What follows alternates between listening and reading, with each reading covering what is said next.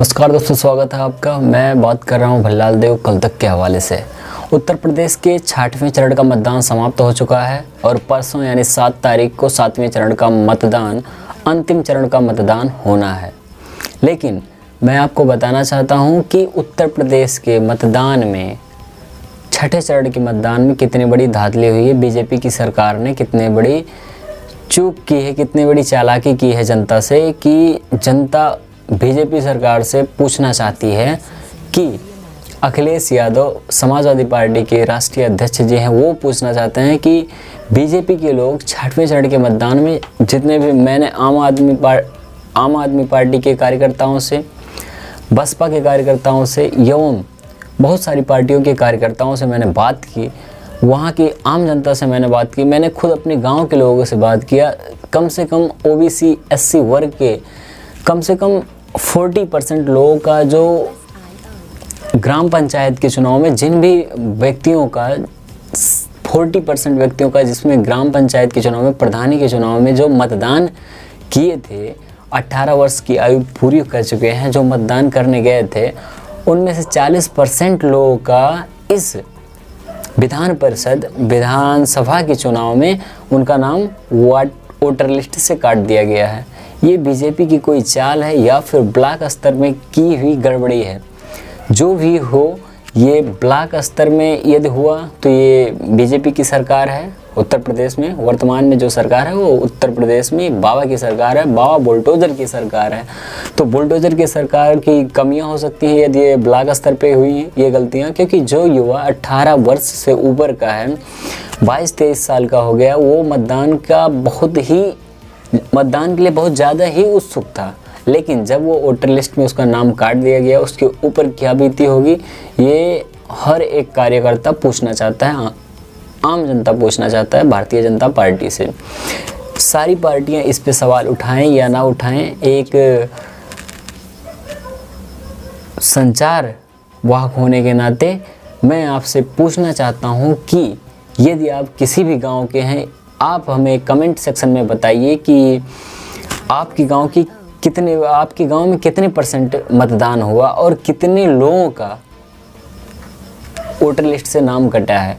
100% sure है आपके गांव में भी 40% युवा OBC और SC के ऐसे होंगे जिनका मतदान लिस्ट से नाम काट दिया गया है। या तो ब्लॉक में ये गड़बड़ी हुई या फिर आपके ग्राम प्रधान के BLO या फिर ग्राम प्रधान, किसी ना किसी की गलती इसमें है।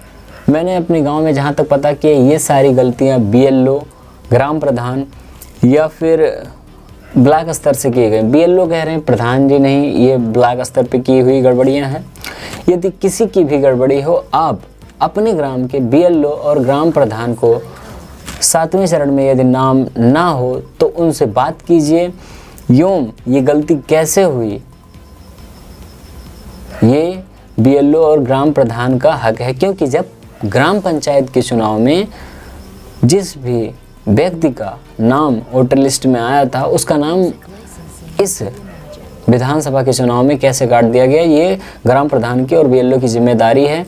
उनके नेतृत्व में यह कार्य होता है। किसी भी बंदे का नाम जो है जनवरी-फरवरी महीने से ही स्टार्ट कर दिए थे ये मतदाता सूची में डालने के लिए। अब किसी भी आम आदमी के पास इतना समय नहीं है, क्योंकि वो BLO इसीलिए चुना जाता है क्योंकि उसे, जो भी आम आदमी है, उसे दिक्कतों का सामना करना पड़ता है। उसे अपनी खेती बाड़ी, एक तो उत्तर प्रदेश में 70% से ज़्यादा लोग खेती बाड़ी करते हैं, किसानी करते हैं, उनके पास ज़्यादा टाइम नहीं होता है।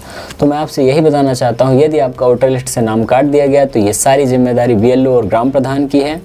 और मैं आपसे ये भी जागरूक करना चाहता हूँ, यदि आपका नाम वोटर लिस्ट में, आप 18 साल के ऊपर हैं और इस विधानसभा के चुनाव में आपका नाम नहीं है, तो सबसे बड़ी गलती ये है ग्राम प्रधान और BLO की। तो आप अपने हिसाब से उनके साथ काम कीजिएगा। ग्राम प्रधान और BLO के साथ आप कैसा व्यवहार करेंगे ये आपके ऊपर निर्भर करता है, लेकिन कमेंट सेक्शन में हमें ज़रूर बताइएगा। कल तक के हवाले से मैं भल्लाल देव बात कर रहा हूँ आपसे। आप हमारे चैनल को सब्सक्राइब कीजिए और फेसबुक पे देख रहे हैं तो फॉलो कीजिए। कमेंट सेक्शन में अपना कमेंट ज़रूर कीजिएगा। इसी के साथ साथ मैं बताना चाहता हूँ, बस्ती ज़िले में एक घटना हुई है जिसमें यह कहा जा रहा है कि ईवीएम की बटन दबाते समय जो वीवीपैट में पर्ची डालते हैं, जैसे आपने कमल कोड दिया, आपने साइकिल कोड दिया, तो वीवीपैट में लिखता है और एक पर्ची कट के गिरती है कि साइकिल पे आपने उड़ दिया, आपने कमल पे दिया, आपने एलिफेंट हाथी पे उड़ दिया। तो बस्ती ज़िले में क्या हुआ है कि अभी अभी खबर आई है कि बस्ती ज़िले में वीवीपैट से जो पर्चियाँ गिरती हैं वो सारी पर्चियाँ वही मतदान स्थल पे ही पाई गई। ये कैसे पता चला?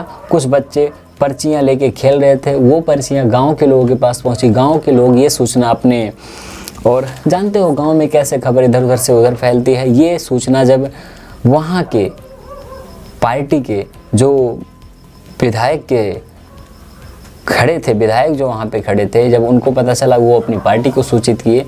और समाजवादी पार्टी के कार्यकर्ता ने भाजपा पे ये आरोप लगाया कि ये कहीं ना कहीं ईवीएम में की हुई धांधली है, ईवीएम के साथ छेड़छाड़ करने का आरोप उन्होंने लगाया है। अभी सपा सुप्रीमो अखिलेश यादव का इस पर कोई बयान नहीं आया है। यदि कोई बयान आता है तो मैं आपको आगे बताने की कोशिश करूँगा।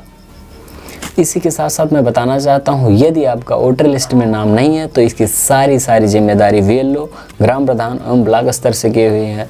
और मैं फिर आपसे ये जागरूक करना चाहता हूँ कि आप बीएलओ और ग्राम प्रधान के साथ कैसा भेदभाव करेंगे, क्योंकि 5 वर्षों से जिस मतदान के लिए आप तरस रहे थे वो मतदान यदि आपको अपनी पार्टी के हिसाब से ना करना मिले तो आप ज़रूर गुस्से में होंगे, और गुस्से में होंगे तो कुछ कर बैठेंगे। मैं आपको किसी का ऐसे कार्य करने के लिए प्रेरित नहीं कर रहा हूँ, लेकिन आप अपने हिसाब से कीजिएगा। ये सारी गलती बीएलओ और ग्राम प्रधान की है, लेकिन हाँ आराम से, ठीक है। इसी के साथ साथ मैं मिलता हूँ अगली वीडियो में। अगर जो आपको वीडियो पसंद आई हो तो आप चैनल को सब्सक्राइब कीजिए और फेसबुक पे फॉलो कीजिए। नमस्कार, मैं भल्लाल देव, कल तक के हवाले से स्वागत है आपका। जय हिंद।